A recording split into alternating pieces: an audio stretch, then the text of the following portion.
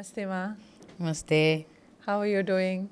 I am good, and it's quite pleasing to take this opportunity to speak about our dear Divine Mother and SriVidya. So, before we begin the podcast, I would like to make a prayer to Mother that whoever is watching this podcast gets benefited out of whatever you speak through your experience about Divine Mother, and whoever wants to learn about her, the ways in which she can be pleased, to get her grace, to get her mercy, Yeah, they should get benefited from this podcast. That is the sole motive we have here. beautiful. Jai Ma. So, Ma, many people have told me that for a sadhak, for anybody who's a householder, you don't need a specific sadhana. If you are a homemaker woman, you are looking after your husband, you're looking after your children, that is sadhana enough, because that is the reason why you were sent here, to do that job of being a householder. You don't need to do any other sadhana. But we have also seen that they are not progressing big time. Maybe after they leave the body, they are appreciated for what they did very well, but we don't see that progress or the space at which the progress should happen. So, what are your thoughts about it? That's a very interesting question, a very contemplative question as well. You're referring to the householders and their lifestyle and how sadhana plays its role, whether it plays its role at all, right? So this is a very serious question that every householder has to contemplate on. See, the question is, though about sadhana, it has another face to it, what is called the role of a householder. The role of a householder. Well, without the householders and the family and the concept of family, concept of love, mutual trust, sense of belongingness, there is no society, there is no community, so there is no life. So my Gurudev Swami Rama puts it in a very beautiful way. He says, life means relationships. And these relationships thrive, especially in a family setup. So, householder is a very important unit of a healthy, harmonious society. So, given this understanding of a householder, now comes the question, a householder's duties and responsibilities, and also his personal life connected to spiritual sadhana. Now the question is, what is spiritual sadhana in relation to a householder? In Vedas, Upanishads, in SriVidya, in all scriptures, Yoga Shastra, all these questions are contemplated upon and given clear-cut answers. There is nothing that we have to newly contemplate on it. Duties and responsibilities are given to us in a society so that that system works in a very healthy way. But if you look at the understanding that all of us are householders. We are not sannyasis or, we have turned our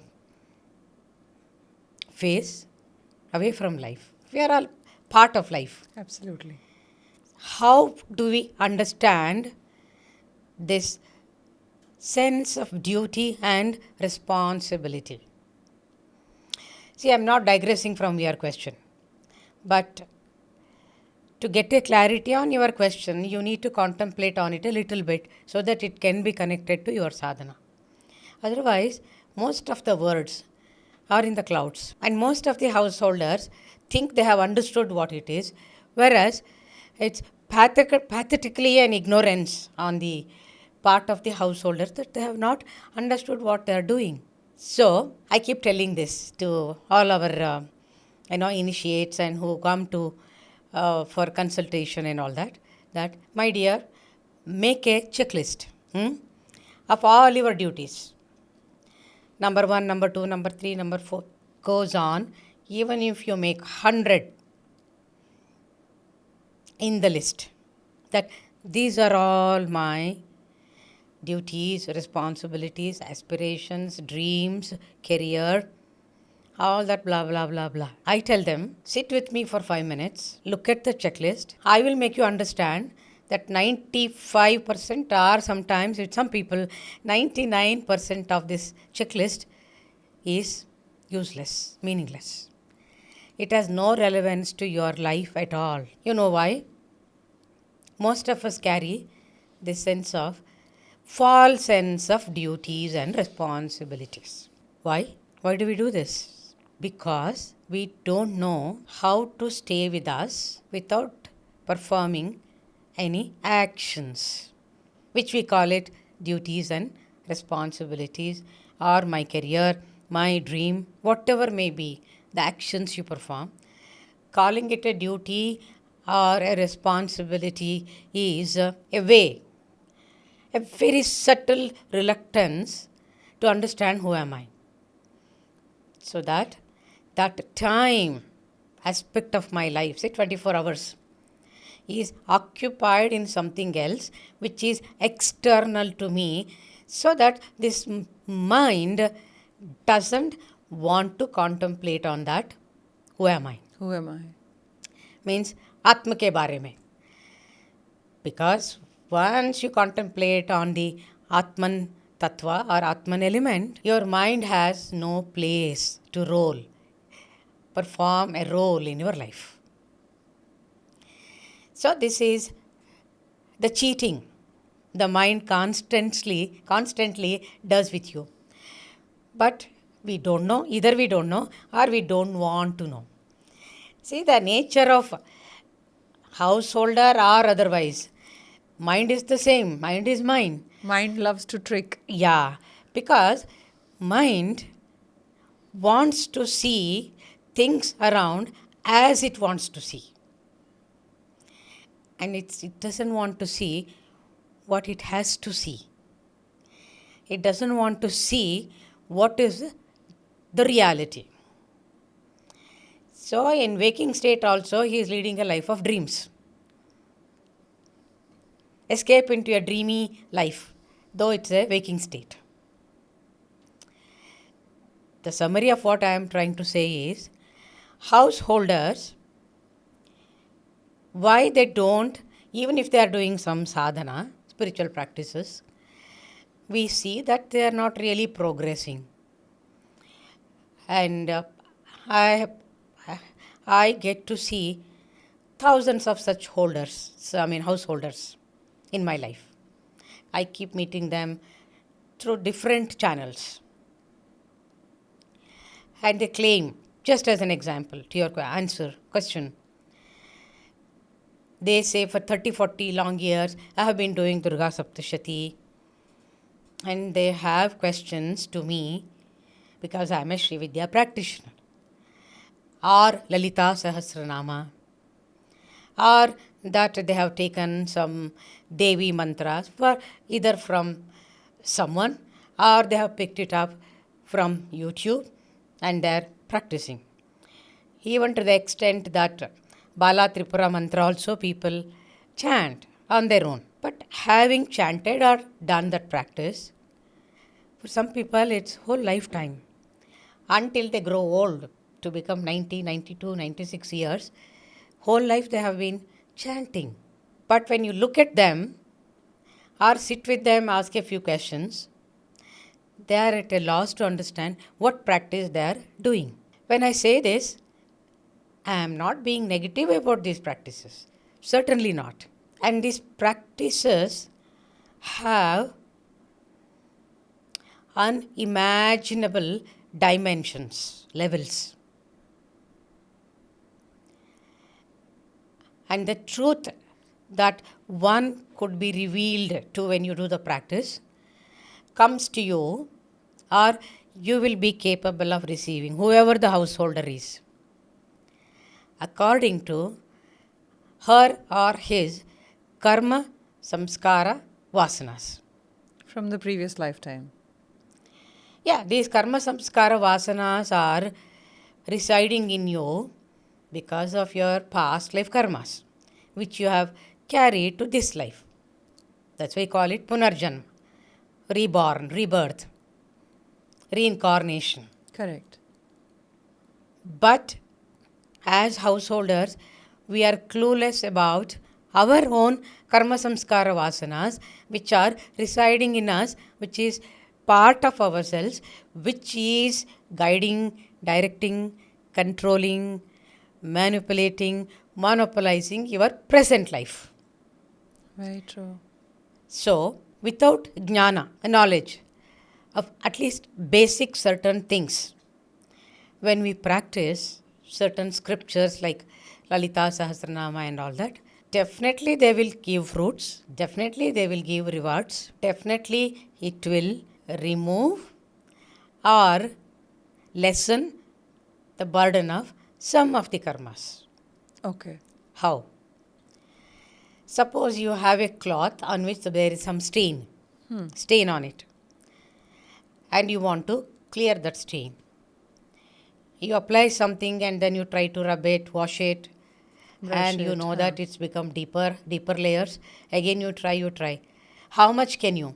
Then you realize that it can tear off. Yeah. The cloth itself can tear off. Then you will stop at it. Then you end up staying with that stain Right. your lifetime, right? Similarly, karmas are of different degrees. There are certain karmas even Bhagavati will not touch. Why? Is she not capable? She is. What is impossible for her? But the thing is, there is something called niyati, the rules of life, which is controlled by Prakriti. Prakriti is not just nature around you. Prakriti is a subtle element out of which we are born. We are all part of that Prakriti. Prakriti as an element can be described in three ways: Sattva, Rajas and Tamas. The entire humanity is classified in these three gunas. Correct. Right? How can you transcend these three gunas and Exactly. time and space? Exactly. So, we have led our life, so many lives, repeatedly coming back and forth, again and again. We really don't know how much of garbage we are carrying on our back. So, these practices depends on how much karma you are carrying and how much can be removed, how much can be deleted, how much can be softened, how much has to be kept for the next life. So you're saying that before we took this birth, it was a contract between you and the Creator that you will take this amount of it for this lifetime to be finished. Yeah, you can say it's a way of saying, but I would rather put it in a different way because this can be confusing. We have been living in this confusion that with God I make a contract and all that. My SriVidya Gurugalu puts it in a very beautiful way. We all make contracts with God. That is our business-like relationship we have. Bhagavan mujhe ye de do, please give this, please give that, don't do this and all that. And you make a contract and you sign. But you never think twice whether God has also signed that contract. That can be tricky. Yeah, certainly. So we take God for granted. That हमने जो पूछा है उसको देना ही है, दे देगा.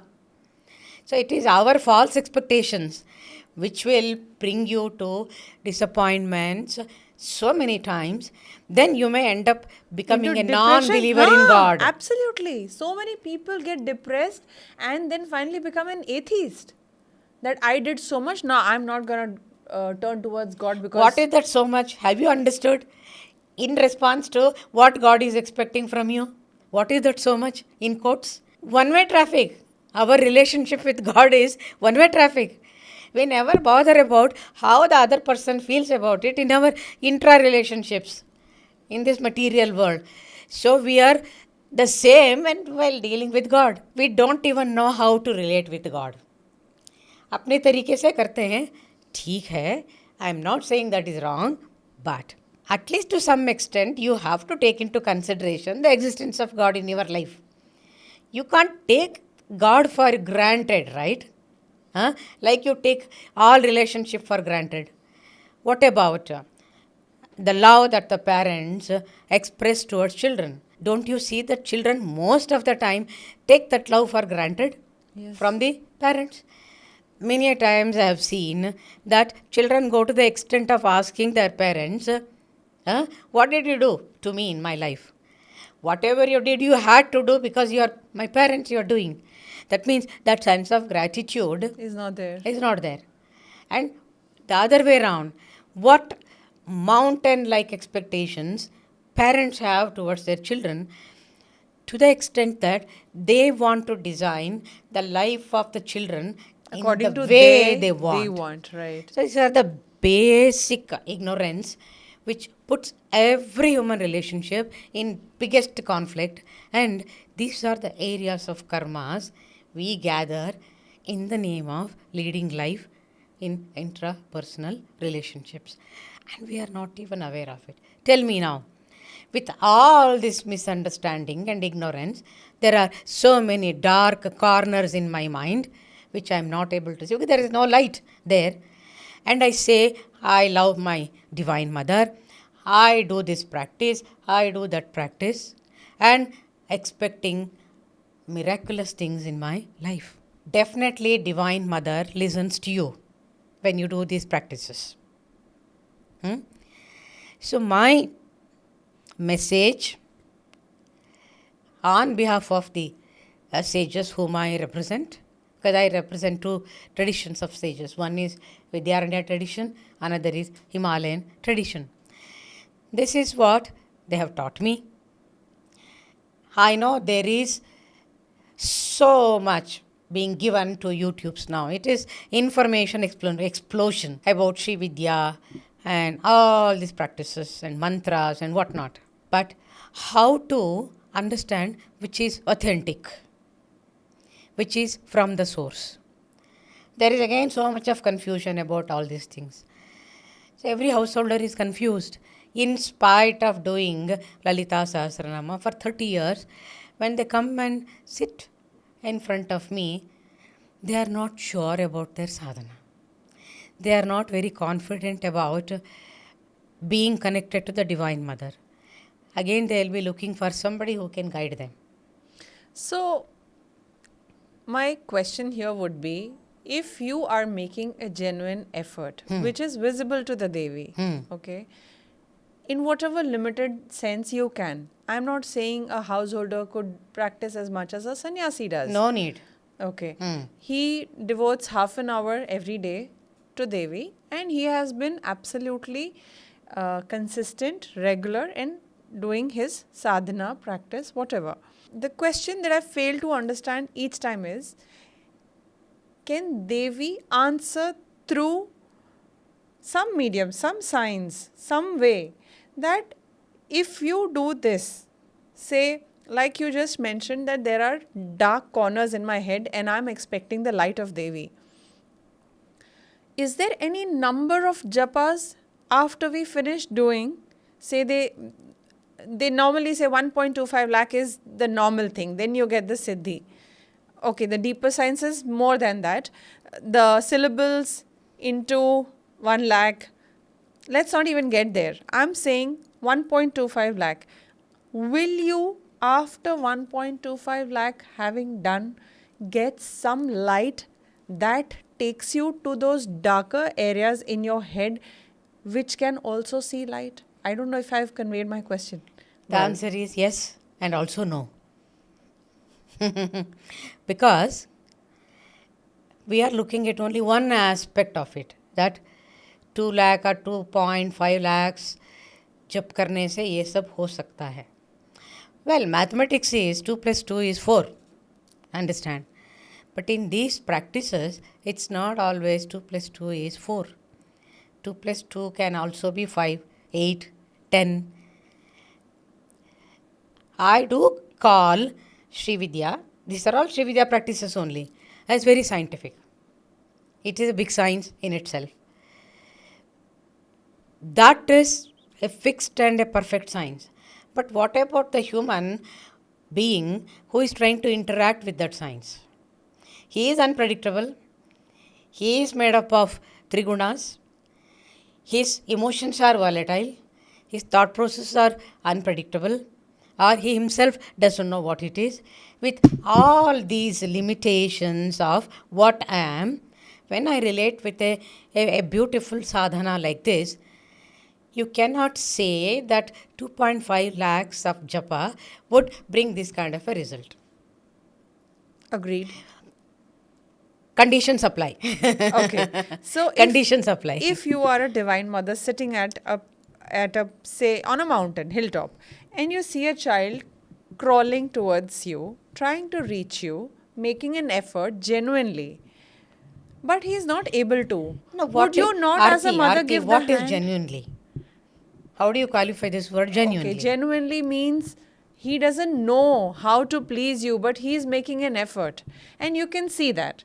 So now, I might not know SriVidya to the extent that you know. But Need not. SriVidya is a word for the Divine Mother. Right? But So- mother is mother. Yeah, so my word, Yeah. my love for you will be evident in my eyes when I meet you, right? So that is genuine. That's what I meant when I said genuine.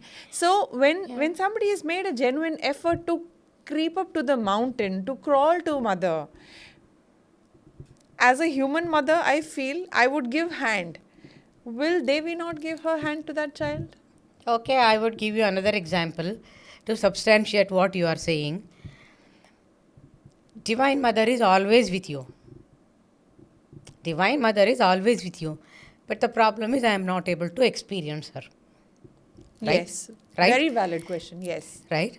So what I do, I want to see her in a picture.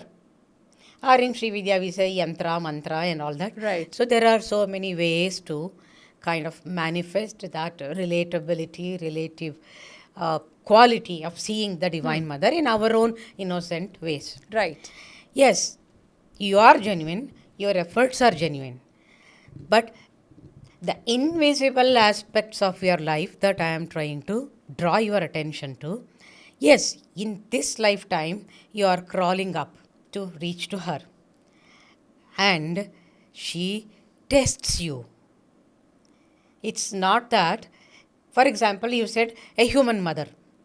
A human mother, when the child cries, you would go and just give your hand or lift the baby up when you are busy in the kitchen or when it is time for you to go to the office. Would it be the same way? No. Your priorities change, right? So you would expect somebody else to pick up the baby, or if you are busy in the kitchen, you will bring a toy and give it to the child so that it gets diverted so that you can finish your work. These are all normal ways we try to handle children, right? Every householder knows this technique. Yes.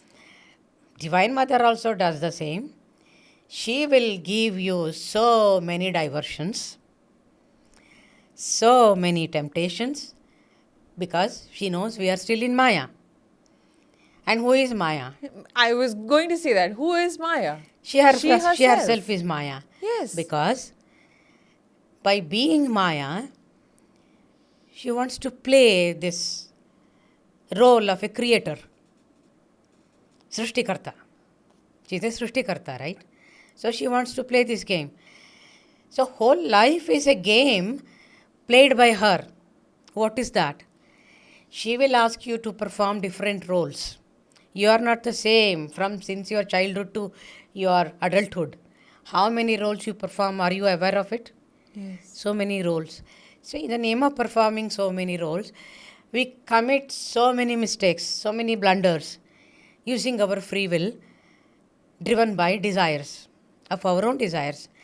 You say the desires are also given by her only. Yeah? So all the script is also given by her. You would be uttering those conversations which the Divine Mother has designed. It's quite tricky to understand. Yes. Yes. She has given, but she is taking you through a process called life. So in that, she wants to test you whether you get diverted to these small little things, diversions, temptations, which are driven by your desires. Okay, given by her only, but it is yours now. The desire is yours. How you handle your life? Are you satisfied with all these toys that she has given? Say, career is one toy she has given to you. Name and fame is another toy she has given to you. Property, wealth, money, another toy given to you. Health. For some people, health is the only thing in their life. This physical body is the only thing in their life. So you find them most of the time either in the gym or in the beauty parlor or doing some yogasana or dressing up. This is what is called body consciousness, right? So that is your priority. So with all these priorities, are you going to turn to the Divine Mother, because she is always there waiting for you?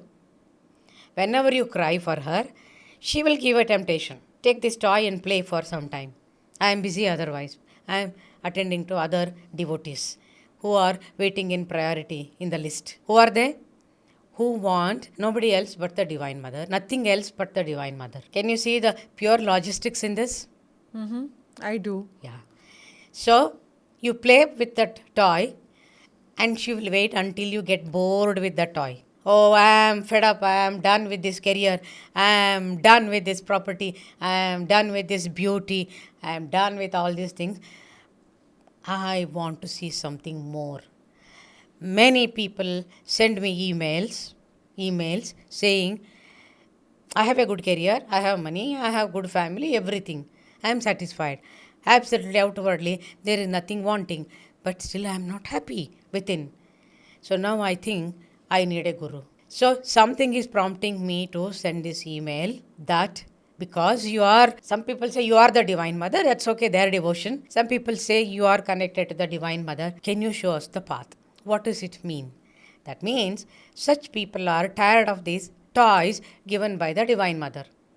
And they have reached the stage where they say, I just need my Divine Mother. That's You it. talk about the love. You talk about the genuine effort, right? Look at all these things, what we do in life, right? And many people, in the beginning I said, false sense of duty. Most of us are caught up in this false sense of duty as householders, which is called in SriVidya, Maya Mala. Mala means it's a impure thing that we have in our mind, which is called Maya. So we are driven by our desires. Those desires, we call it sense of duties. And we are engaged in that. So we don't have time for the Divine Mother. So, as you said, I am repeating your question. Half an hour I do my practice. Fine, fantastic. Divine Mother is not asking you to remember her or do some sadhana on her for 24 hours. Because you cannot. She knows that you cannot. Why you cannot? Because your mind is distracted. You cannot sit for 24 hours in sadhana. That is why you are doing it for half an hour. And that's why you are calling it genuine. That is what you are calling honesty and all that. That is all your understanding and your definition of how you want to look at the Divine Mother. But has she signed the contract? It's just one-sided, like you said. Yeah. And taken for granted that she will come because I'm calling her. Yeah. And ultimately you get disappointed that she has not come. And the interesting other part I tell you, many people after getting initiated in SriVidya, I keep a contact with them through WhatsApp groups. So they can send their messages, their experiences, good or bad, sometimes frightening experiences. A lot of things happen when you do the mantra. So they say they had some fantastic experience and they narrate that experience. But they are not able to acknowledge it. They are waiting for me to say, yes, it is. Yes, it is. Otherwise, what happens is they get afraid and they drop their practice. Yeah. What is initiation? What is mantra diksha? A mantra diksha gives you that connectivity with the Guru Parampara, especially in SriVidya. Because we are talking about SriVidya and mantra diksha in SriVidya. Without that, if you pick up some mantra, you can do it. Nobody is going to prevent you from that. It's a democratic world. Anything, everything you can do because of this information explosion. सब information आपके मुट्ठी में है in mobile, right? You can do anything. But the question is it going to be a smooth journey for you, your spiritual practice? So, these questions are not new to me. The question you asked me, every initiate, within 15 days of mantra japa practice starting, they come back with this question. Why do I doze off? Why do I feel sleepy? You know what answer I give? Your mind might be, Arti, asking for some divine, miraculous, fantastic, esoteric answer. But it is not there. What is the truth is, whole day, in 24/7, you give so much of work to your body and this mind is constantly chattering, right? It's chattering only. For everybody, there are thousands of thought processes coming and going inside and going out. The mind also needs rest, but we don't give it in our waking time because we don't know how to give rest to the mind. And then we call that slot, 15 minutes, 20 minutes of practice, that window. And there we want to do everything about our spiritual practice and also get the benefit out of it. But there is something called a discipline to any spiritual practice, which you have not been validating. We don't even know that there is something called discipline in our practice. जैसे भी सो मन लगता है ऐसा बैठ जाओ, जब चाहिए करो, do the way I want, do the way it has to happen. It doesn't happen that way. So, when the mind is very tired of this constant chattering, mantra, when you chant, what it gives is immediate relaxation. When you are very tired and when you start relaxing, what happens? You are bound to sleep. That is one space when you do mantra japa, the mind realizes that there is nothing to become. How the whole day is spent? I want to become something, right? See, here in this podcast, cameraman is working, somebody else is working, they are watching. You are also onto a kind of a target, right? So, mind is always in the state of becoming. In the sense, through this podcast, a cameraman is expecting something out of it. The boss of the studio is expecting something out of it. Even Aarti, as a podcaster, is expecting something out of it. So there is expectation in all our actions. So the mind is kept busy automatically and naturally. But when it comes to mantra, it has a different dimension. So we take the mantra, we don't understand these things, and there is nobody to tell you. Has the Guru explained all these things to you? Tell me. No. Why? I don't want to say why. I don't want to answer why. It's between the disciple and the Guru. I leave it at that. So, even for householders, if they really want the kind of results that they are expecting, there is something called discipline, there is something called guidance, there is something called a fantastic way the mantra functions. So, you need a guru to explain what this mantra is all about, how it is going to work on you, because this is how I was trained. This is how my gurus guided me. This is how I understood the entire gamut of SriVidya. Okay, I accept that householders are not interested in going into this level of details. Then, if it's a Average practice, average practice, average results. average result. Result definitely will come. The first result of an innocent practice of a householder should be, from inside, you feel contentment. You feel the mantra is connecting you to the Divine Mother, and you should be able to develop that kind of love and devotion and connectivity with the Divine Mother, in quotes, without any expectations.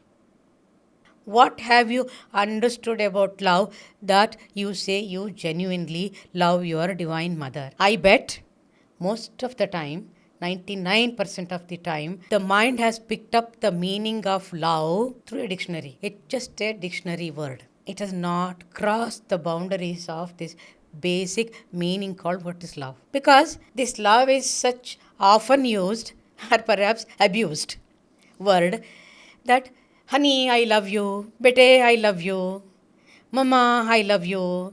What love is this? And we think that is the same love that is divine love also. No way. In all intra-relationships, when you say I love you, it is conditional love. I love you for this reason. When the husband says, I love you, honey, there is a mountain of expectations behind it, because he is looking at the honey, the so-called wife, as wife. And the expectations of that wife role being performed. As long as a wife you perform a good role, you are honey. Same thing holds good with every relationship. Every relationship. Bete, I love you a lot. As long as that bete is doing well in his academics, I was just going to say that. there is as long as he or so she much is of studying. sweetness in the love. So this love is Conditional. conditional. Yeah. But divine love that you are seeking for is unconditional. What expectations does the Divine Mother can have towards you? Because she doesn't need anything from you. Right.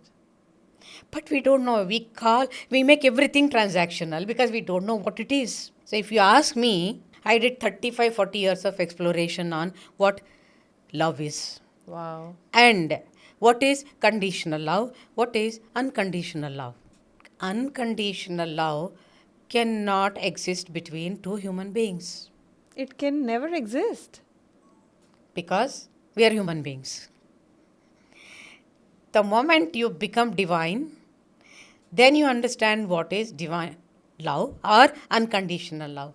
Or the other way around, if you have the grace and the blessings of the higher ups, then you may understand what is with this unconditional love. I don't want to use the word divine love because nobody understands it. They say they understand, but they don't understand. If they have understood, they would be somewhere else. So, what happens? This unconditional love, if you start practicing in your life through a proper understanding, through proper guidance, then you don't need any sadhana. You don't need any mantra. But it doesn't happen like that. Can you see? Because in every human relationship, I want to possess. I want to monopolize. I want to rule over. I want to satisfy many of my desires through a relationship with another person. This is what is life going on. My dear, all householders, this is the life we all lead every moment. So we keep creating karmas in our every dealing, every conversation, every thought process, every shade of emotion that we carry for another person or for the whole family. So where is the way out? Tell me, Arati, what you call love. So let me conclude this question by saying, I asked my SriVidya Guru, what is love? He said, are you asking about human love or divine love? You first qualify your question. I said, I want to know about both. He put it in such a beautiful way. He said, love is something, he said, bhakti is the other face of love. If you want to understand love, you should also be able to understand bhakti. If you want to understand bhakti, even the word bhakti, You know, I have heard people always very easily saying, मैं बहुत भक्ति करता हूँ. I do lot of bhakti. And immediately I can understand that इसको पता ही नहीं है क्या भक्ति है. If you really know what bhakti is, you will dare not express it because it's something to be kept as a secret within you and indulge in that bhakti only with the divine, not share it with anybody. So I openly say that बहुत मैं भक्ति करता हूँ means it's one checklist. Like मैं खाता हूँ, पीता हूँ, बाहर जाता हूँ, काम करता हूँ, ऐसा कुछ ऐसा ही ये भी एक लिस्ट में हुआ है. So that also approached with fear. Bhakti is always attached to fear. 99% of the human beings. So bhakti करते हैं because if I don't do it that day, I am afraid something bad will happen to me. You feel very insecure. Now the real test of bhakti is for a few days you don't do your practice. Then see how the mind works. Even if you feel you are connected to the divine, then there is no fear. It's true. Bhakti, at least you are moving towards true bhakti. So, love and bhakti are two faces of the same coin. So, bhakti is definition of bhakti and love. Bhakti or devotion is the unlimited love that you offer to the divine. What is that unlimited one? When you do puja, I offer some naivedya, I offer some fruits, I offer some flowers. Some people say if it is Devi, it has to be red flower. ठीक है, no problem. If you have that deep desire to do the bhakti, you may go hunting for the red flower and offer it. No problem. That speaks of your genuine love for the Divine Mother. Or it can be your pride and arrogance that I am capable of offering only red flower, whereas others are not. This spiritual pride is very dangerous because it is an expression of ahankar. Does the householder who is doing all this, does he know all these things? These dimensions of his own mind, her own mind. So, to do bhakti, you should know love and practice that unconditional love, the unlimited love. Can you practice it or explore with another person? No, it's very difficult. So, what we do, we isolate the divine bhakti only to be in the puja room for those 20-30 minutes. And when I come out of it, I am the same old person where there is no transformation happen. How do I relate with another human being? Because that human being is also an expression of the same Divine Mother. How can I see something different in him if my love towards the Divine Mother is the genuine one? These are all the expressions and tests. I have vaguely got what you are trying to say. My question was, a householder who's doing, say a woman is looking after her husband and children, and is she doing sadhana? If she has understood the real sadhana, the real meaning of unconditional love, and she is able to express that towards her own family, then she doesn't need to do sadhana. Is that what you're trying to say? But is it such a plain question as you think? No. Because, like you said, this is not expressed between relationships of the human plane. Yeah. This is experienced on a divine level only. To the extent that even if your husband slaps you on your cheek, are you able to take it as divine love? And then the question comes, is it not exploitation to ill-treat somebody? So it is not a very simple question, my dear Aarti. Especially when you really want to practice it in a day-to-day life.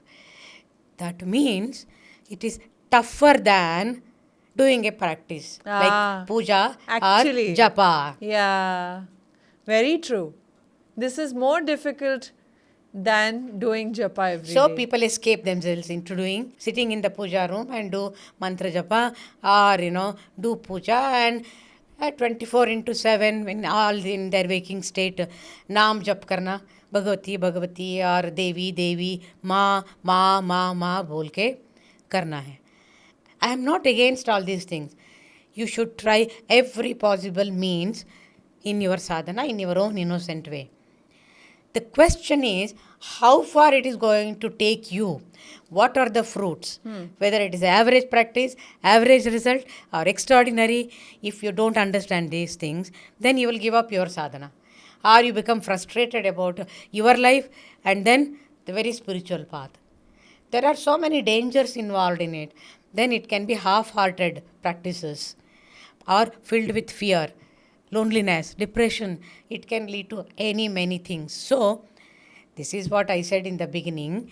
When I meet these people who have done their practices like Durga Saptashati for 30, 40 years, Lalita Sahasranama and all that, I don't see that inner freedom in them, that kind of contentment, that kind of brightness, that smile that can show light on their face. Nothing is happening. They are cringing. They are afraid. They are very negative about life. They are very unhappy with the family. They are unhappy with the intrapersonal relation. So many things. If it's a genuine bhakti and love, वो दिखता है in the personality. Fair, I think it boils down to average bhakti, average result.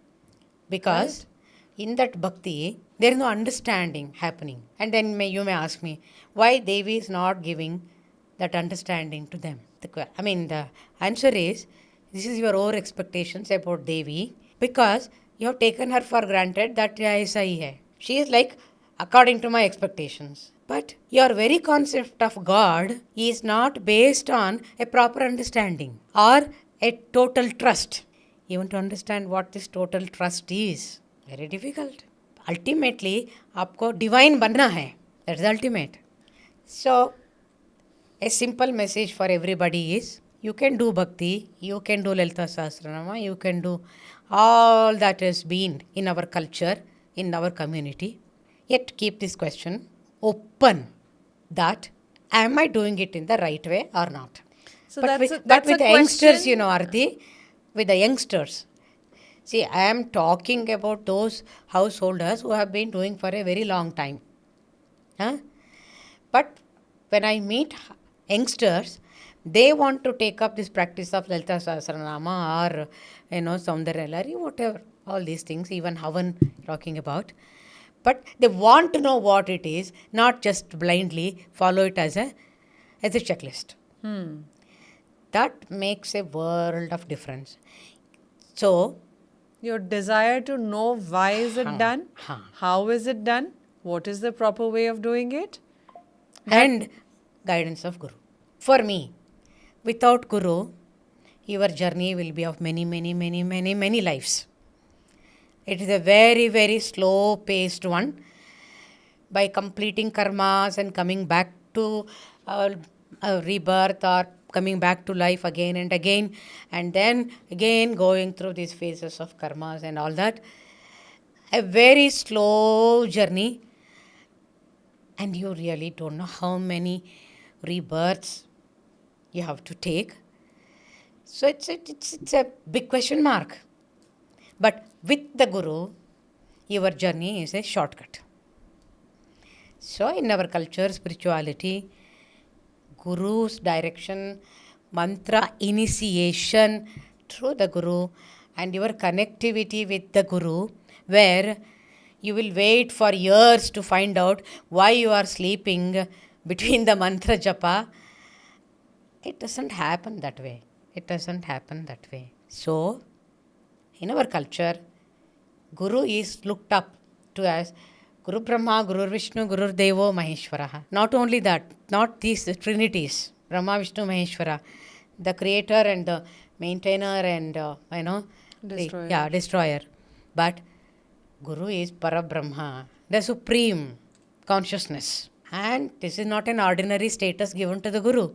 It means Guru's role in your life is very important. Thank you. So, Ma, you are coming up with something on Guru Purnima Day, right? Could you please throw more light on what is it that you wish to bring in those 9 days of Anushtan practice that you want to give to your disciples, Yeah. Please throw more light on that. See, during this journey of my SriVidya, I have experienced certain truths. And one among them, apart from the Divine Mother, as an experience, I have realized that the role of the Guru in SriVidya is of paramount importance. If I tell you that Guru is the shortcut for your moksha or liberation, if you are interested in liberation, or it can be a shortcut. I mean, your presence of Guru in your life can be a shortcut for what you really want to achieve in this material world also. It can be your career, it can be your name, fame, men, material, all these things. Because when I met my Gurudev Swami Rama in 1992, first I met him in Mysore. Then he said, things that you are aspiring for. He named, what are they? Name, fame, men, material, all that you are aspiring for will come to you, provided you do your sadhana. So that has become my mantra. Yeah, at that point of time, 30 years ago, I was looking for my career. I was working as a professor of English in a college and also a Bharatanatyam dancer. Very busy with my activities, the mind totally being outward, looking for this, looking for that, and all that. He never told me even once that to become spiritual, you need to give up all these things. No. And I had a daughter who was 2 years old. So look at the responsibilities I had. Even then, he said, all that you are thinking of, you will be capable of achieving provided you do your sadhana. This statement looks very simple and it can be misgiving to people, but it means this sadhana, when it is done under the guidance of a guru through mantra initiation, it becomes your shortcut. Okay? So my experience of this long journey of 30-40 years of SriVidya has been nothing but the grace and blessings of the Guru lineage. And if you ask me, to be honest in this statement, I would put it in another way that I used to tell in my japa, I develop a conversation, which Swami Rama calls it as contemplation. But many people think contemplation itself is meditation. No. There is a world of difference between the two. To progress in meditation, you need to understand the value of contemplation.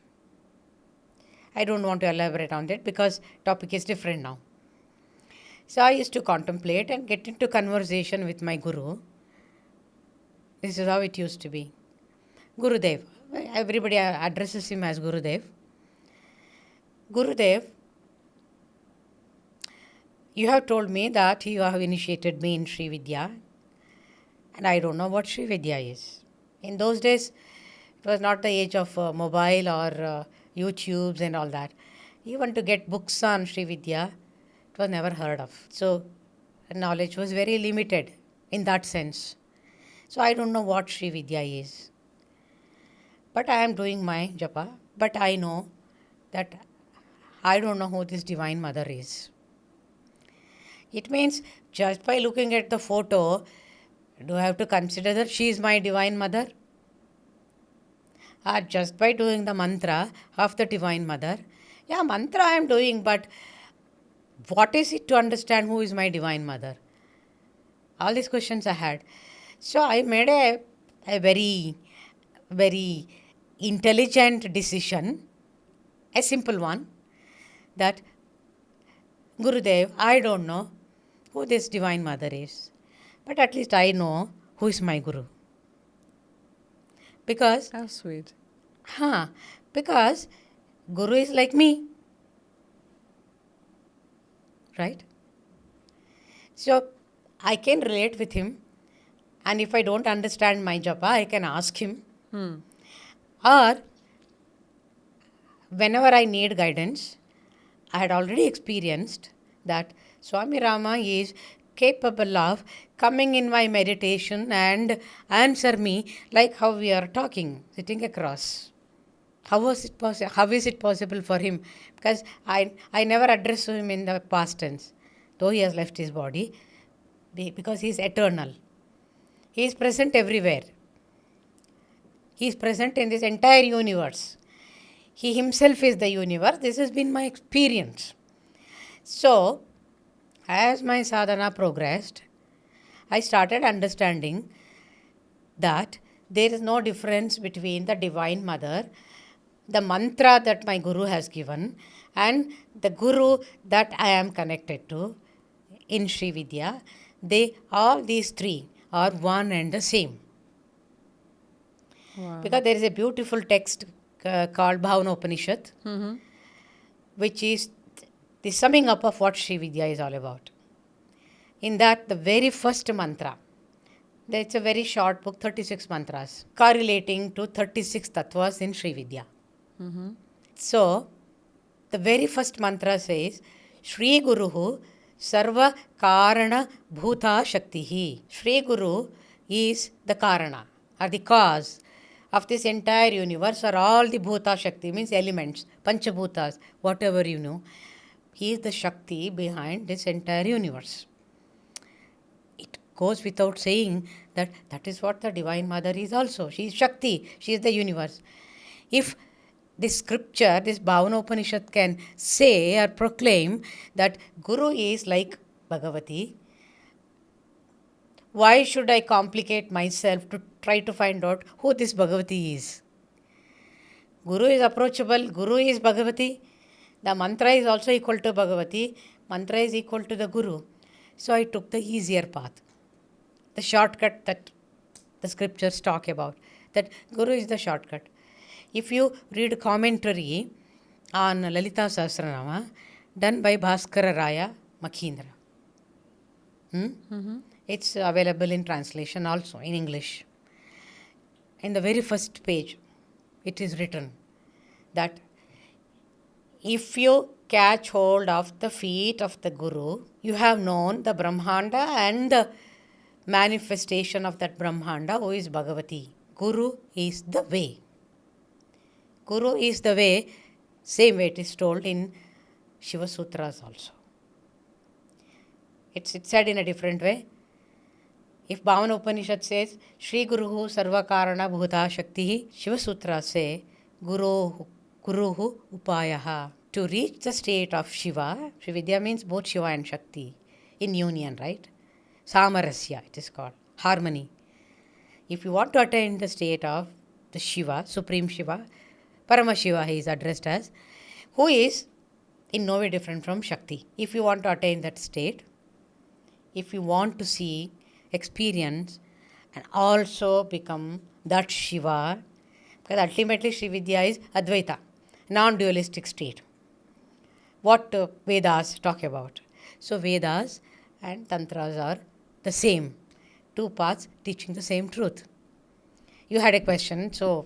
So, are you planning to teach something in these 9 days to contact? Yes. That means to say, Guru is the way. So when I say Guru is the way, it's not my concoction. I am giving you two examples of the scriptures that it is said in the scriptures, not my statement. So when Guru is the way in SriVidya, Guru Purnima is the biggest day, sacred like Bhagavati, that you celebrate it in a very big way. Every year Guru Purnima comes, and you see that in our society also, in our culture, Guru is worshipped. In SriVidya, it is something much more bigger than what our people have understood about this very Guru-dom. When Guru is equated to the Divine Mother in SriVidya, that he himself is Parabrahman, Guru is everything, then it becomes easier for the sadhaka or the seeker to approach the Guru and get that knowledge and take the guidance. So Guru in SriVidya has a big tradition which is called Parampara. Parampara. So when we say Guru, we are not referring to the physical body of Guru. It is about the Guru Tattva. Tattva. Okay? Right. So that Tattva is manifested in the Guru Paduka. Means the sandals that the Guru wears. Correct. So in SriVidya, Guru Pada, the feet of the Guru, and Guru Paduka, the sandal of the Guru, are one and the same. And it can be meditated upon internally. Outwardly you can do worship, it's easy, everybody knows. But still I doubt whether they really have understood the external worship of what it is. It's not very easy to understand, even the external worship of the sandals. So there is an internal, it's called Antaryaga in SriVidya, internal way of propitiating the Shakti of the Guru Paduka in the Brahmarandra, that is the hole in the Sahasrara Chakra, where the Guru Padukas are kept and visualized. So it is a tantric approach, this Guru Paduka Dhyana. There is mantra used, there is tantra, of course, and there is yantra used, and the mandala. So mandala, mantra and yantra are the three dimensions of all tantric practices. Whether you call it Lalita Sahasranama or any other scripture that we have been talking about, it has all these three dimensions. So this technique I thought I should be teaching because it's a message from my gurus that you should give it to more and more people. So this is the first year. We used to celebrate in different ways, Guru Purnima. This year I thought I will give this technique. At least it takes 9 days of Anushtana. You know? So every day morning 1 hour, I am going to teach them. It's online. Anybody can join this event. 9 days, they will understand the mantra of the Guru, yantra of the Guru, and mandala of the Guru. Mandala itself is Guru Paduka. So by 9th day, they themselves will be proficient how to do the dhyana. They don't need me from 10th day. That's why I kept it as 9 days. And 9 is a very auspicious number in SriVidya also. And 10th day, we are going to release this book, Messages from the Himalayan Sages. That's what I was going to come to. Visible that please and speak about your invisible. second book, because the first book was very, very popular. Yeah. It was a big hit, and that's how you have launched the second book. So please throw more light on what have you written in the book? The first book, my gurus told me to write. I never wrote. I was made to write because I could experience that I was the instrument which the sages used to express these greater truths. So I don't say it is the human mind which wrote it or the human hand, that is me, which wrote it. It's been a revelation to me. Revelation means it is apaurusheya, which is not the human mortal body that has taken part in this, imparting these truths. It is the sages. That is why I call it Messages from the Himalayan Sages. The outcome of this book, the first one is that many people have sent emails and in Instagram and all that, they have connected with me, and they say that when they touch this book and when they keep this book in their hand, they feel the vibration, they feel the sensation, and they have started keeping this book in their puja room in front of the Devi and worship also. Okay, that is their emotion. But for a person to feel spontaneously to do this, you can imagine the value and the power, the Shakti that this book carries. So I thought one book is written and there ends the matter. But no, messages kept coming to me, and I ended up understanding that I need to be engaged in the second book.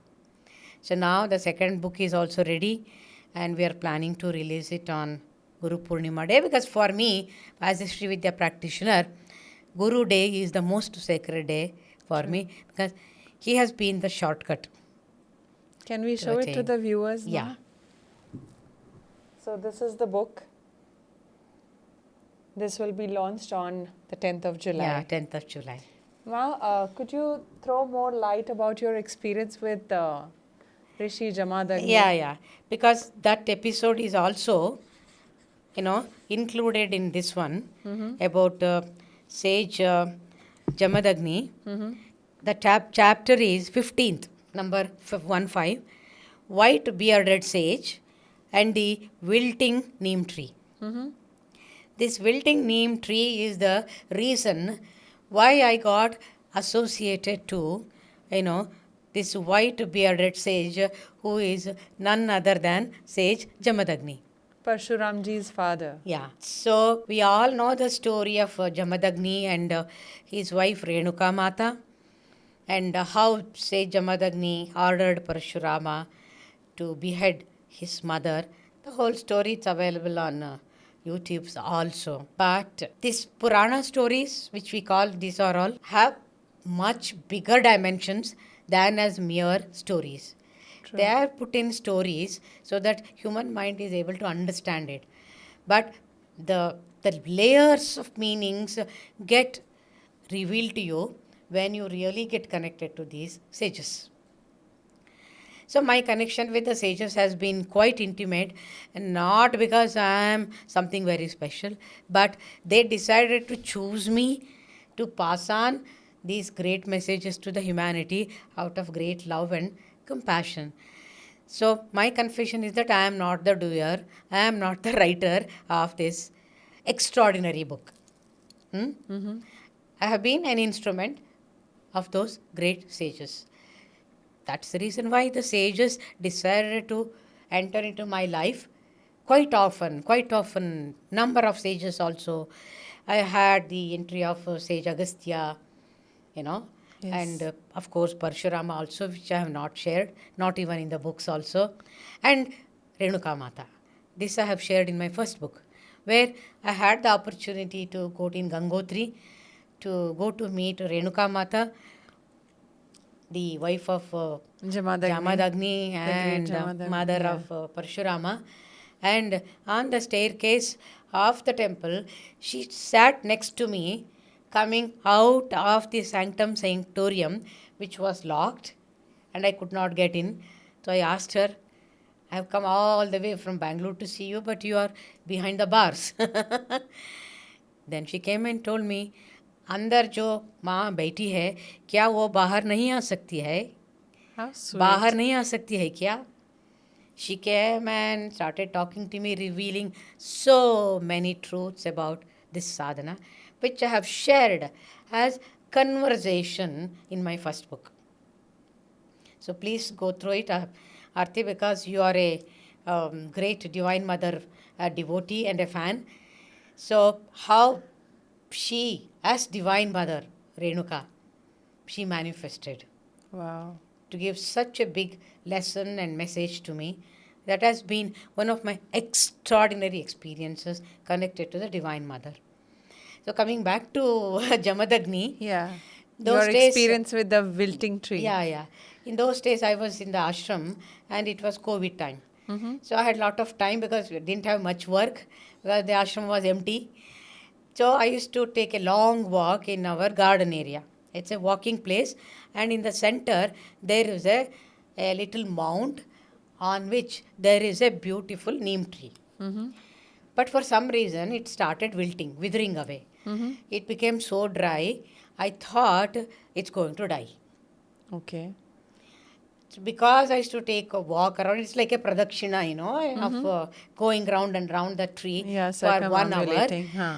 I had developed a kind of a fascination and a kind of connection with the neem tree, but I didn't know what it was. And I was feeling very sad in spite of, doing some kind of treatments for that one. Uh, it was not trying to survive. Normally, when I do my japa and all that, I don't ask for anything. I didn't even ask for the survival of this neem tree.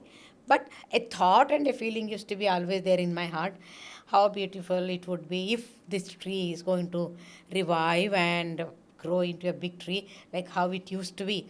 It used to be a very big tree. I don't know suddenly what happened to it. So it was almost on the deathbed. Then one day in one of my walks, where Gaurav was also with me, sometimes, he would accompany me. So I was talking and he had a question on SriVidya because he's also practicing SriVidya. I don't know what that question was. I don't remember. So I was trying to explain to him how these things work. Walking was going on and the talk was also going on. Then suddenly he became unkind in his face and full of tension, and I felt he was not listening to me and he was kind of staying behind. I was going to the front and I was not able to see him clearly. So I used to turn back and see to him and asking, what happened? Why have slowed down? Are you tired or what? I think the question was on Tripura Rahasya, a representative text of SriVidya. Tripura Rahasya. It is a must read for all the SriVidya practitioners, where you will understand that the kind of understanding you have, Shakti as your divine mother, कैसे वो photo में दिखती है, कैसे मंत्र को दिया जाता है, or as Bala Tripura Sundari, will totally get transformed. Your very understanding divine mother completely goes through tremendous transformation. So he was after the Tripura Rahasya. Reading. But it's not very easy to understand. So he was asking and I was trying to explain these things. Then suddenly it happened that he was distracted. I asked, what is the problem? What happened? He said, Amma, I feel there is somebody sitting under this neem tree. What? Where? And I looked at the neem tree and it was empty. Nobody was sitting. But he said, no, somebody is sitting. I said, okay, tell me, what is he doing? How does he look like? So he tried to describe, but when you describe a sage, they all look the same. Right? You cannot really describe in different ways. True. I said, and he also said, Amma, you might think that I have gone mad. But mujhe dikh raha hai wo. I thought this fellow is something very special you're describing. I really cannot make out who that sage is all about. Let us see. So you continue to observe. We will continue to walk. I will continue to talk about it. So we continued going round. It's about 1 kilometer, one round. It's a huge place. Our ashram is about 10 acres. Okay. So then he started saying, Amma, not only the sage is sitting there, he's writing something very busy.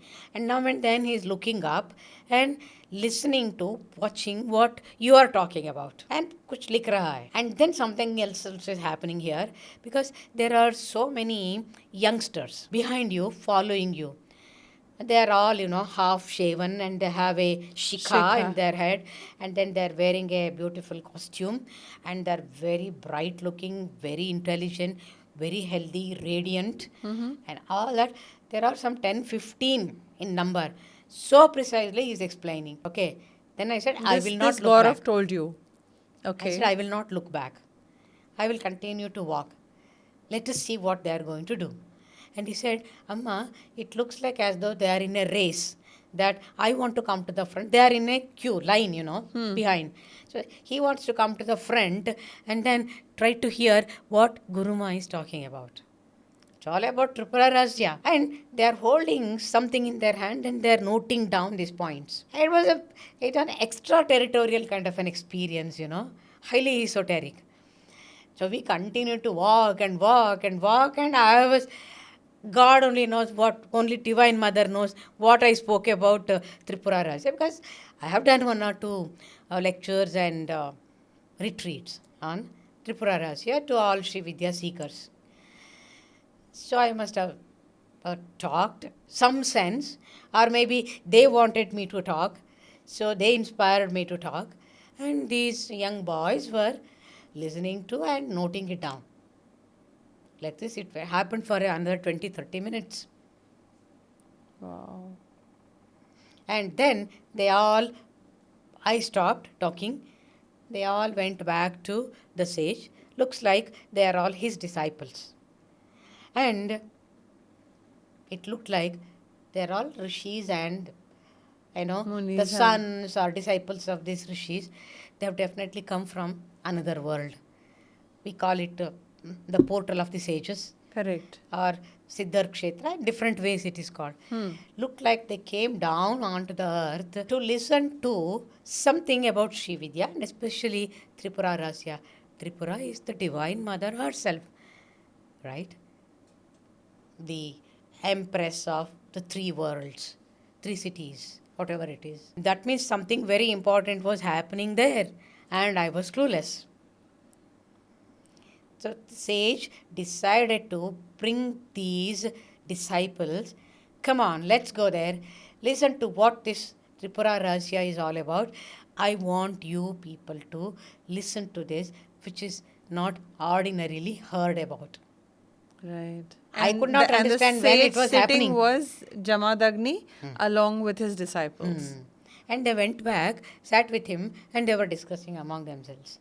And suddenly the vision came to an end. So, Arti, you have to understand that it did not happen in my dream. Right. That I projected it in my dream. ऐसा कुछ desire था वो हो गया. I didn't have any of these kind of desire that I should talk about Tripura Rasya and whole lot of that group of disciples with the Rishi should come and how can I think of all these things? How can I even dream of these things? Do I have the courage or the guts even to think that let them come and watch I talk about? If they are there, I would rather shut my mouth and listen to them. Right. Right? But it happened. And then you know what happened? After that day, within 15 days, the wilting neem tree picked up all that energy. It got revived. And if you come to my ashram, I will show you how big it has grown. Wow. Like got back its life juice, that ras which was lost. So Sage Jamadagni, having stepped onto its sacred food onto our sacred ashram. Our ashram is sacred because it's dedicated initially to my Guru Swami Rama, who is also a sage. And then the whole host of sages decided to come and stay there. They told me through my Guru, SriVidya Guru told me that sages have decided to come and stay with you. My goodness. So what am I supposed to do? What can you do when sages decide to come? You will say, Namaskar, that's all. So, for having put his sacred feet into this ashram place, he decided to revive this tree because it was my desire. He was gracious enough to fulfill this desire and he did it. So, whenever I think of the tree, it is blended with the memories and my reverence to Sage Jamadagni. How sweet. Such a beautiful experience. Yeah. It's already there in the book which you are Yeah. going to release. Yes. So people can read it because it's in a very elaborate way. I just gave the nutshell of what it was.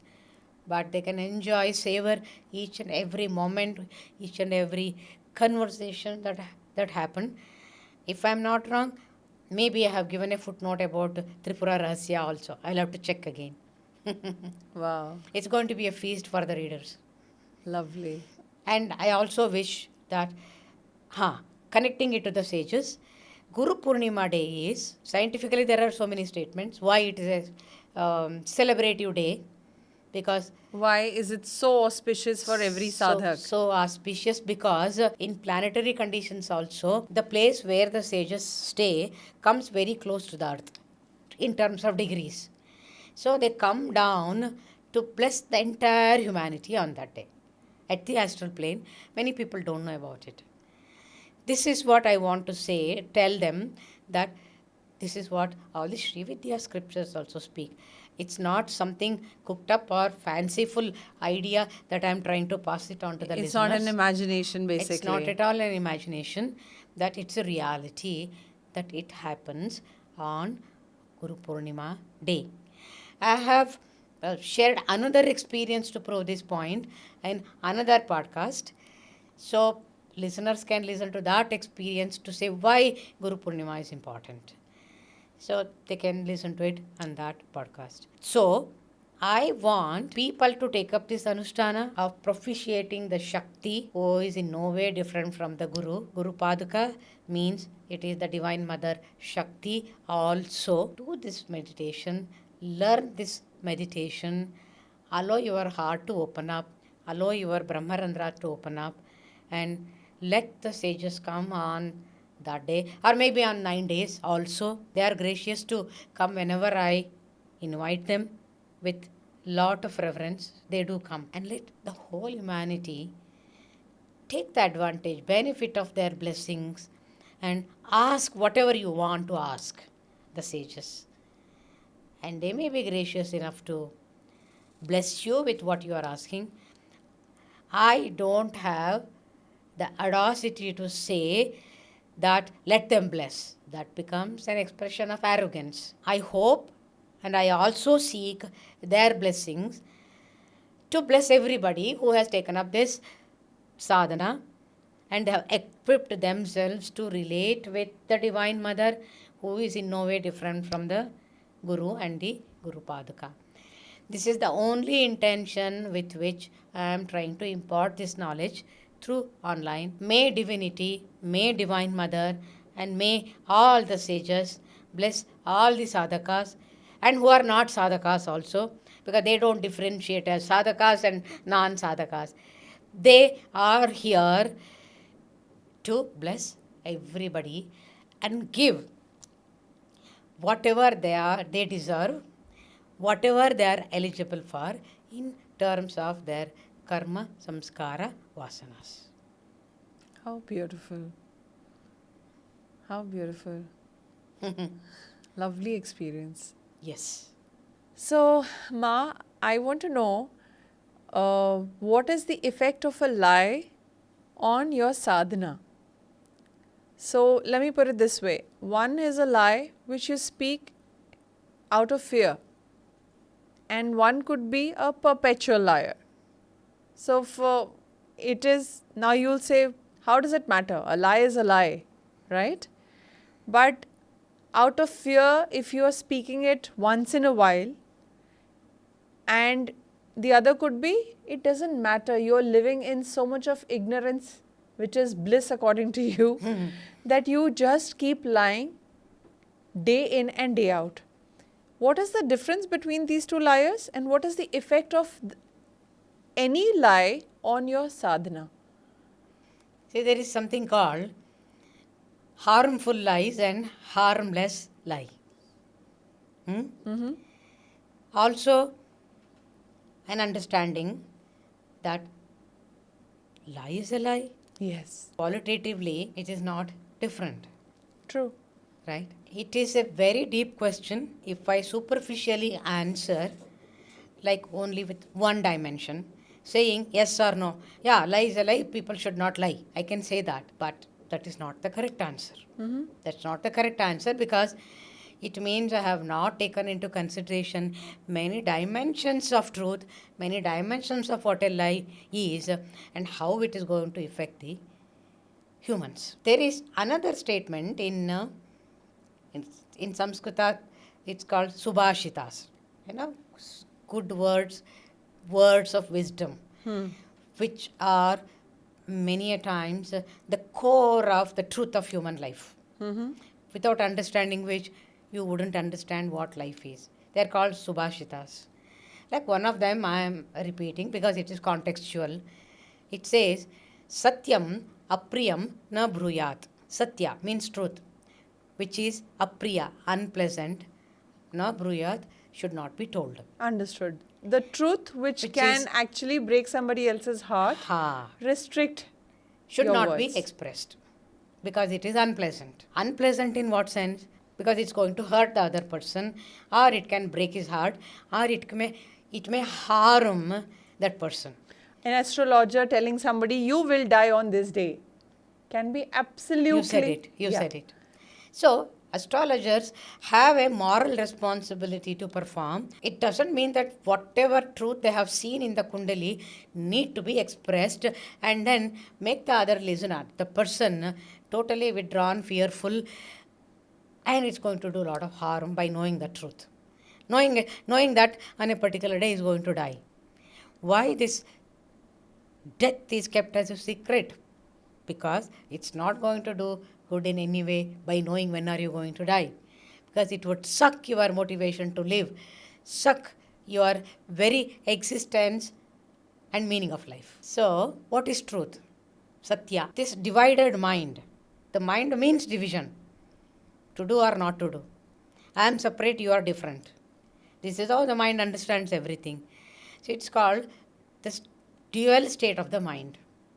Swami Rama says, as long as in your sadhana you don't attain that state of the mind where there is only one truth exists, until then your sadhana will not help you in a very deeper dimension. Means to say, the nature of the mind is to be fragmented in its approach. So that dual state of mind has to be made, transformed into non-dual state of the mind. Until then, the true meaning of what is truth cannot be realized.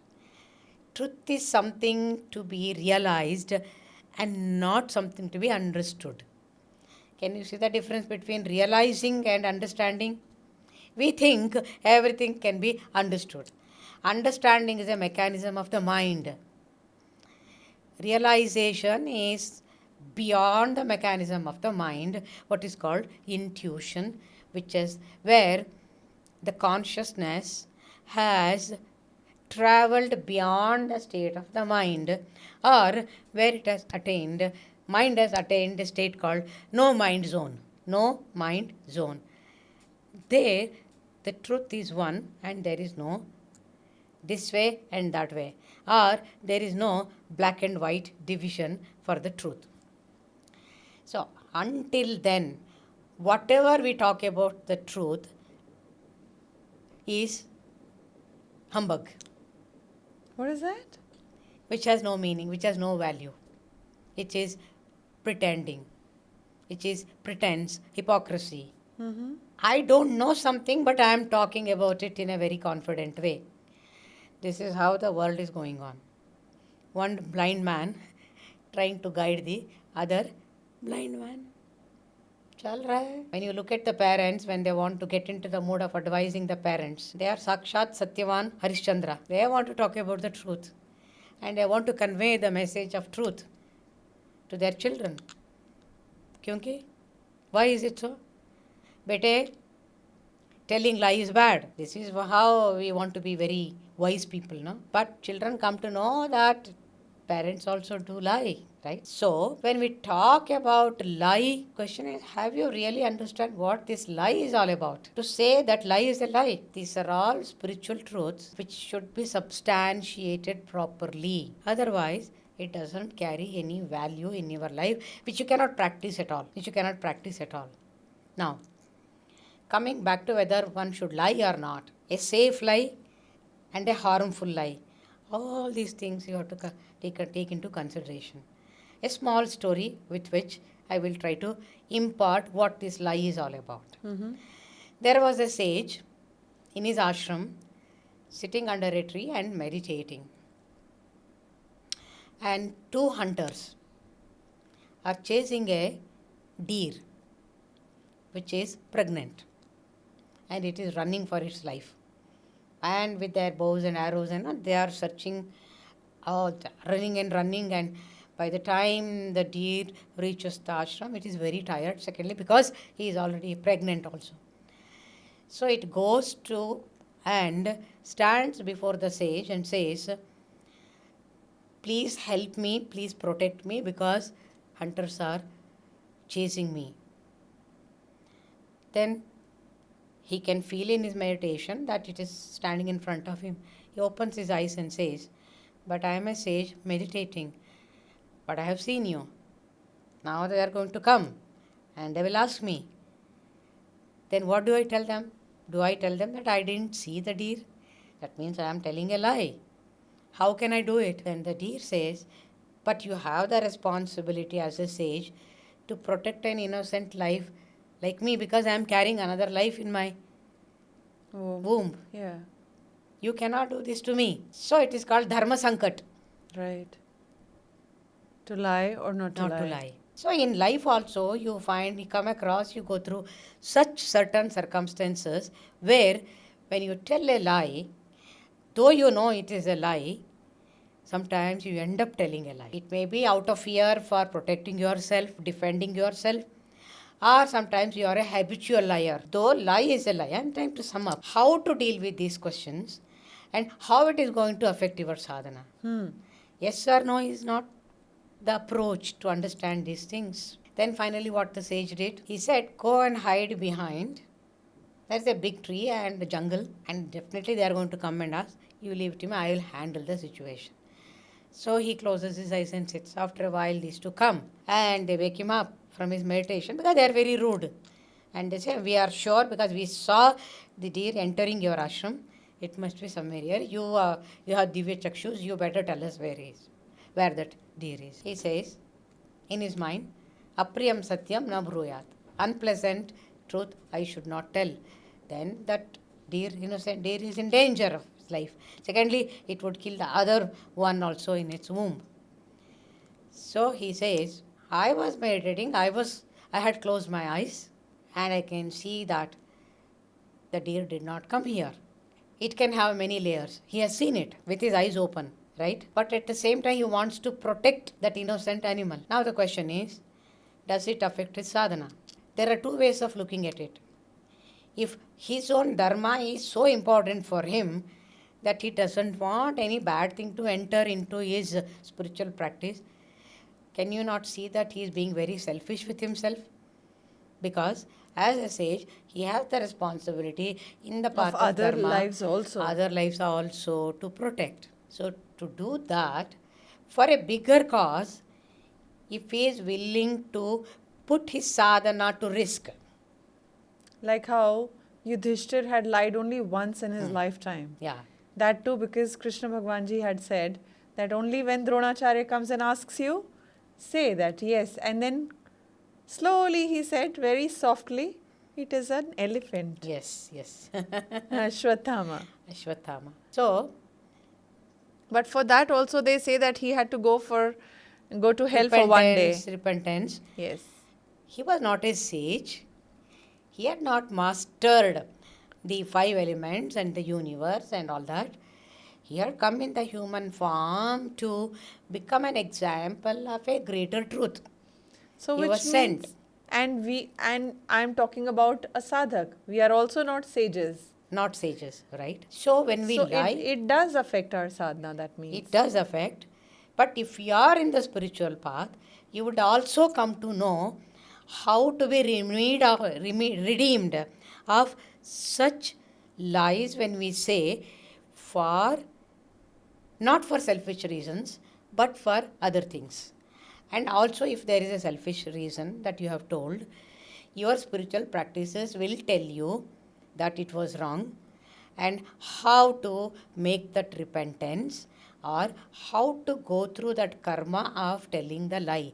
There are so many ways where you can come out of the bad effects of that lie, and also you will get that inner strength where you will not repeat that mistake of telling a lie.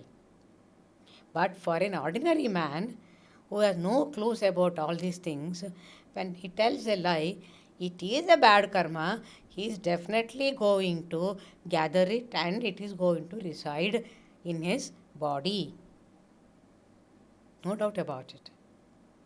So a lie is performed with what intention matters. If the intention is good, so much of karma is lessened. If the intention is bad, it's totally your karma. You have to suffer and complete it. And if you say innocently, I didn't know, I performed it, to the degree of your innocence also, that karma works with you. So it's the degree of karma then. And what about hiding? Some people say hiding the truth is also equivalent to a lie. Definitely at the subtle plane, they all do work as toxicity in your body. Sanchita, Prarabdha, Agami, 3 categories of karmas are there. So they all go and reside in respective categories or chambers of your unconscious mind, because of which we keep coming back to this human body, suffer or enjoy, depending on the good karma and the bad karma. And then once you complete that, you go back again. But in the name of living this life, completing those past karmas, you would have committed many new karmas, because it's a chain, a karmic cycle it is called. Right. So only through sadhana you will understand how to stay away without creating karmas, so that you can make this life your last life. So, for I had seen a video some time back which had a glass which carrying very dirty water they picked from the gutter. And how do you clean? There is no way you can throw the glass. The water is going to be there. So you keep pouring the fresh water to the extent that the gutter water is all gone and it's fresh water, which means that your good karmas or your sadhana, you increase to that level that whatever you have accumulated in the past and in this lifetime, you are able to wash it off with your sadhana. Yeah, logistically it is proved through the example of a glass of dirty water. Yes, it is possible that you don't handle the karmas, but you keep doing good karmas, so that these good karmas will push away the power of the old bad karmas. It's possible, but I would add on to it. Please. When you perform good karmas, it will push away the bad karmas. To that extent, your life is cleaned.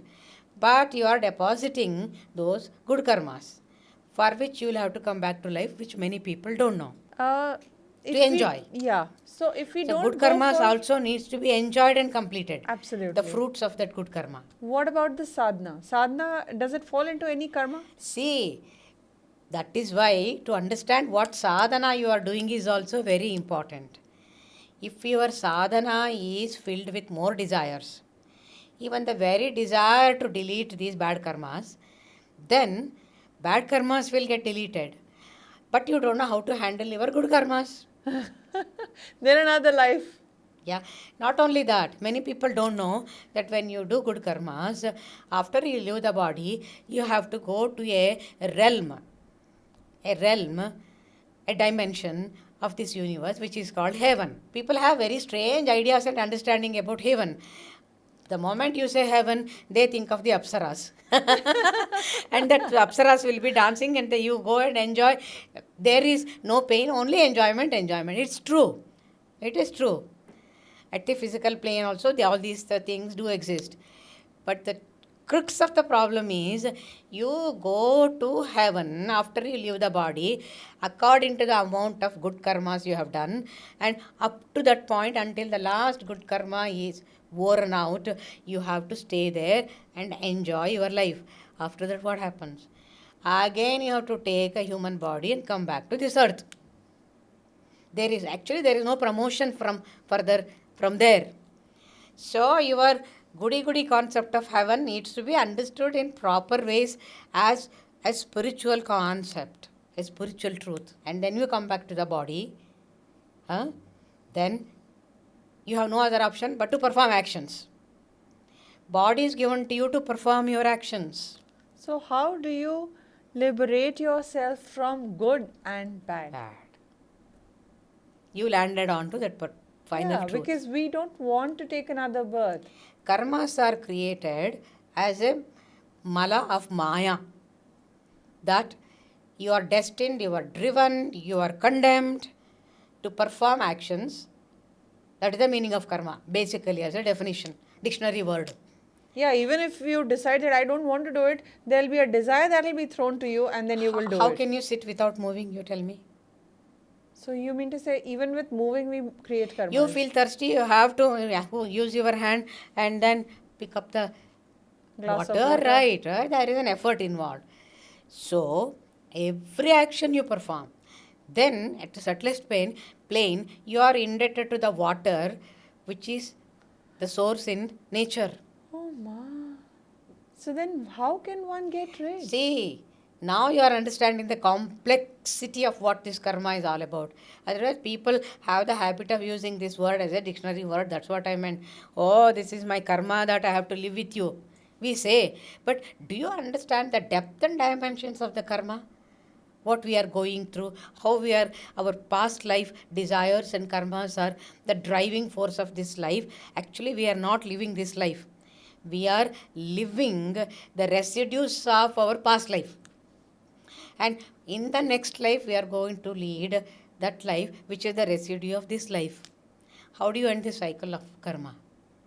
That's what. That's why it's called vicious cycle of karma. So then how can one come out of it? That's why spiritual practices are a must. They can bring you out of the.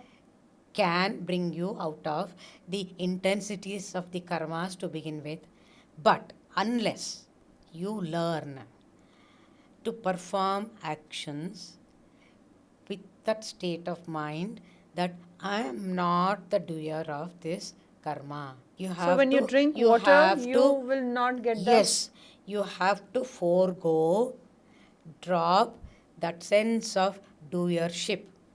That's why in Bhakti Marg, when you take a glass of water, it said, whatever is their faith, Krishna, Krishna, Krishna, Krishna, or Bhagavati, Bhagavati, whatever is their faith, they all come to the same truth. In everything, you see divinity. You don't drink water because you are thirsty and that water is going to quench your thirst. That means you're thinking of your body, your thirst, and your water, your right over the water. You have to divinize all your actions. That means the ultimate truth about in SriVidya is also you should learn to sublimate all your mundane activities, emotions, and thoughts to the extent that you don't exist in performing your actions. You see divinity and your actions being offered at the feet of the Lord or the Guru, whichever you find it easy to do, that I don't exist. Then that very offering which you do with your free will, that it's the same free will you use in performing your mundane actions. And let me put it this way, if you're not used to doing this, Used to what? offering everything to the divine, Hmm? you first try to get into the habit of consciously doing it and then bring it as a practice in everything you do.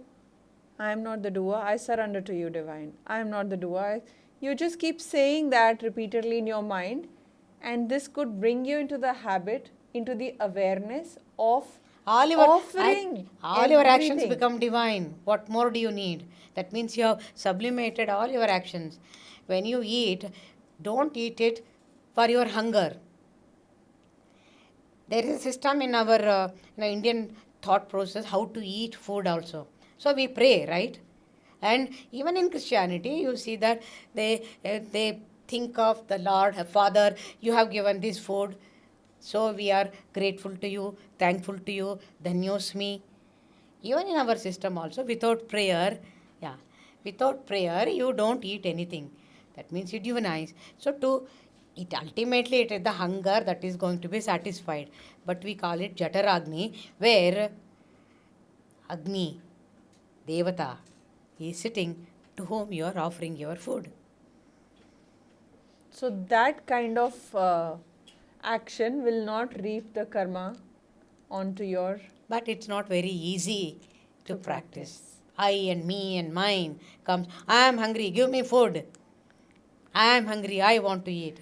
So I don't have that patience to sublimate my emotion and say, I am eating out of the grace that this food is given to me, not because of my efforts, but that it is the divine grace which is giving me food. It takes a lot for the transformation. But there is a way. There is a way you don't gather your karmas, so that you can attain that nil account of your karma. Samarpan. Samarpan karna. My Guru told me, Samarpan kar, Rupantaran mera vachan hai. How sweet. Samarpan karo, karte jao. Make your whole life an activity of surrender. It can become your shortest cut of all. Even in Yoga Sutras, it is called Ishvara Pranidhana. Patanjali says. Yes. That's the last one after he has explained all the Ashtanga Yoga. Ishvara Pranidhana. So only when you purify your mind through other practices, Ashtanga Yoga, then you are able to attain that state of serenity, which is only you, nothing but you. Right. Through discipline, we come to that state. Mental discipline is very important even to do bhakti. Many people think bhakti is an emotional outburst. It is jnana. Bhakti is jnana. Jnana, bhakti, vairagya. Thank you so much. Thank you so much, Ma. It was so enlightening to be in your presence, to converse with you on such subjects. Thank you very Bhagavati's grace. I am not the doer. much. That's what we wanted. Whatever we speak, let her speak through us Yes. in the benefit of everybody. Thank you very much. Yeah, it's been Thank a great you. experience for me also. Every podcast is so. Because Guru, who is my trust, they speak on my behalf. Right. It is their truth, their wisdom that flows here, whether it's about Bhagavati or Guru, because they are all one and the same. Right. It's been a wonderful experience for me. Thank you so much. So was it for me as well. Thank you, Right. Mother. Thank you. को like, share और subscribe कीजिए ताकि आपको updates मिलते रहें। तब तक के लिए मैं आरती ठुकराल करण आपसे आज्ञा चाहती हूँ।